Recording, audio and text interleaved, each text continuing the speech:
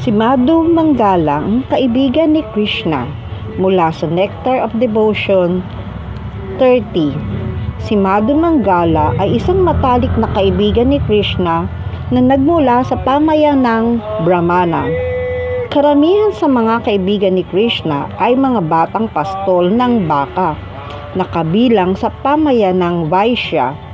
Subalit may ilan din sa nila na kabilang sa pamayanang Brahmana. Sa katunayan, sa Vrindavan, ang pamayanang Vaishya at ang pamayanang Brahmana ay itinuturing na prominente. Isang araw, ganito kinausap ni Madhu Mangala si Krishna. Minamahal kong kaibigan, nakikita kong hindi mo pinapansin ang mga balahibo ng peacock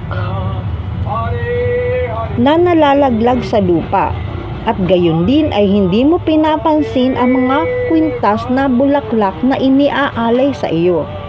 Sa tingin ko'y nahuhulaan ko ang dahilan ng iyong pagiging lutang sa isipan kapag nakikita kong ang iyong dalawang mata ay lumilipad patungo sa mga mata ni Srimati Radharani, tulad ng mga itim na bubuyog na lumilipad patungo sa mga bulaklak ng lotus.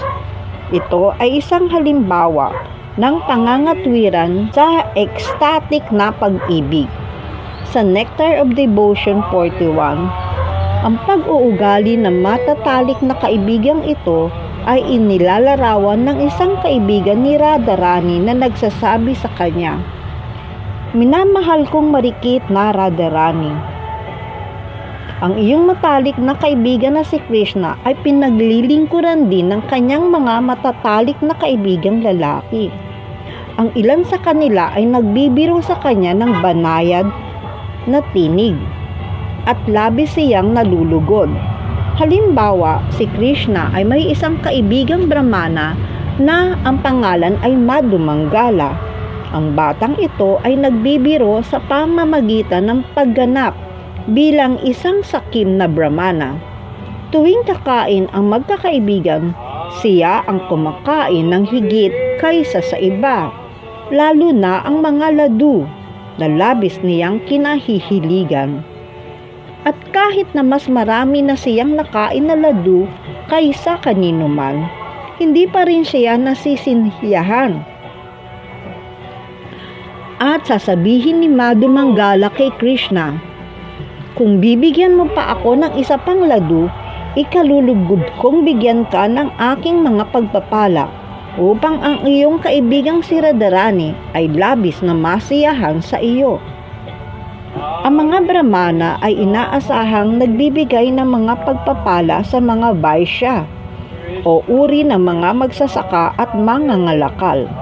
At si Krishna ay nagpakilalang anak ni Maharaj Nanda, isang Vaishya. Kaya tama lamang na magbigay ng pagpapala ang batang Brahmana kay Krishna. Dahil dito, labis na nasiyahan si Krishna sa mga pagpapala ng kanyang kaibigan at patuloy siyang nagbibigay sa kanya ng mas maraming ladu. Sa Srimad Bhagavatam 10:13-11, paliwanag, nang si Krishna ay kumakain kasama ang kanyang mga kaibigang pastol ng baka, may isang bubuyog na dumating upang makisali sa pagkain. Kaya pabirong sinabi ni Krishna, "Bakit ka pumunta rito upang gambalain ang aking kaibigang Brahmana na si Madhu Mangala? Gusto mo bang pumatay ng isang Brahmana? Hindi iyan mabuti." Ang lahat ng mga bata ay nagtawanan at nag-enjoy.